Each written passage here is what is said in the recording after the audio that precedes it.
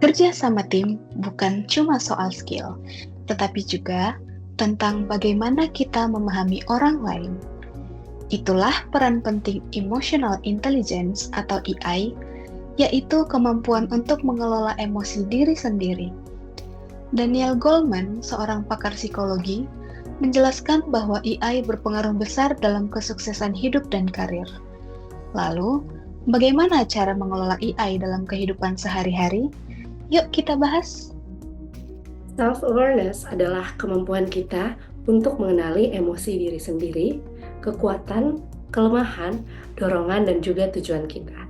Emotional self-awareness memungkinkan kita untuk mengidentifikasi pemicu dari emosi dan juga menyesuaikan respon dengan bijak, menghindari reaksi impulsif dan juga konflik. Selanjutnya, ada hal yang kita kenal yaitu self-regulation. Self-regulation merupakan kemampuan dalam mengontrol emosi kita, termasuk mengelola perasaan-perasaan yang mengganggu. Salah satu komponen dari self-regulation adalah emotional self-control. Emotional self-control membuat kita untuk tetap tenang dan rasional meski dalam keadaan atau situasi yang menantang.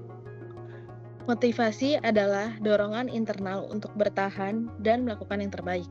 Nah, optimisme adalah salah satu komponennya, membantu kita tetap positif meski menghadapi kesulitan. Namun, kita juga harus menjaga optimisme itu tetap realistis agar tetap bijak dalam bertindak. Empati. Empati adalah kemampuan untuk memahami dan merasakan perasaan orang lain. Understanding others membantu kita mengenali perspektif orang lain yang mendukung hubungan yang lebih efektif dan lebih baik. Tanpa empati, kita berisiko menimbulkan kesalahpahaman dan konflik. Selanjutnya ada social skill, yakni kemampuan mengelola hubungan. Konflik manajemen sebagai salah satu komponennya membantu kita dalam menyelesaikan perselisihan dan menjaga hubungan yang harmonis dengan pihak-pihak yang terlibat.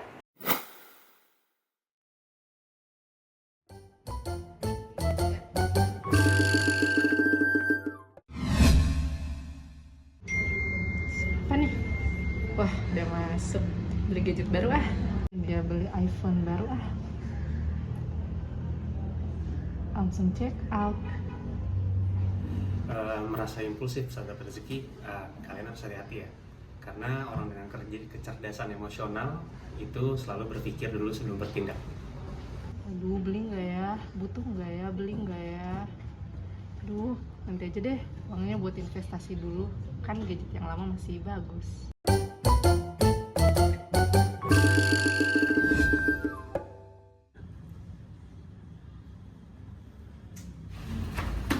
Permisi. Iya Pak, Ini sistem apa ya?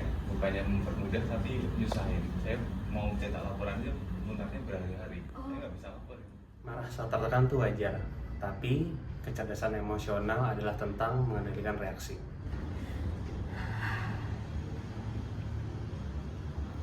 Baik Pak, akan saya cek ulang ya.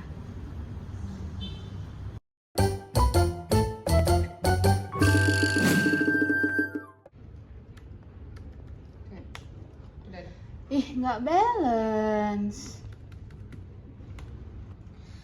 Ah, nyerah deh. Ingin menyerah? Jangan. Karena orang cerdas emosional itu paham bahwa kegagalan adalah bagian dari proses. Jangan deh.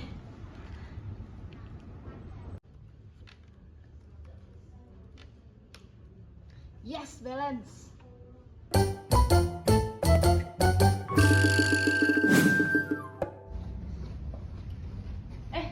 Lu ngerjain apaan sih? Ini cuy, gue dari tadi ngerjain hitung depresiasi gak selesai-selesai. Lama-lama umur gue yang depresiasi. Coba sini gue bantuin coba. Kita lihat ya. Udah loh, kayak gini aja. Empati itu bukan cuma tentang mendengar, tapi membantu. Itu yang bikin kamu terlihat lebih cerdas emosional.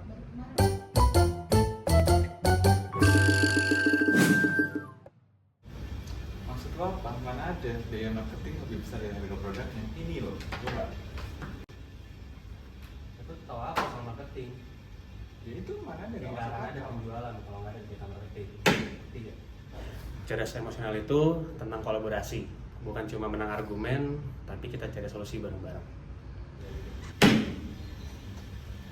tenang. Gimana kalau kita sesuaikan saja dengan proyeksi laba?